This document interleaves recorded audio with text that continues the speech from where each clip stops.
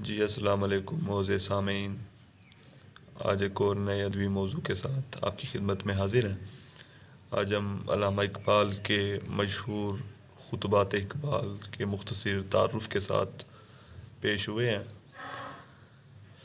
علامہ اقبال کے انگریزی خطبات کی کتاب کے اردو ترجمے کا نام تشکیل جدید الہیات اسلامیہ ہے۔ یہ کتاب 7 خطبات پر مشتمل ہے۔ پہلے 6 خطبات علامہ نے دسمبر 1928 اور جنوری 1929 کے دوران مسلم ایسوسی ایشن کی دعوت پر علی گڑھ، مدراس اور حیدرآباد دکن میں دیے۔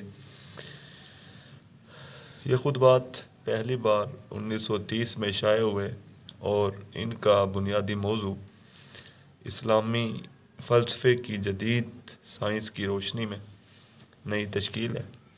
فہرست خطبات درج ذیل ہے: علم اور مذہبی مشاہدہ، مذہبی واردات کے انکشافات کا فلسفیانہ معیار،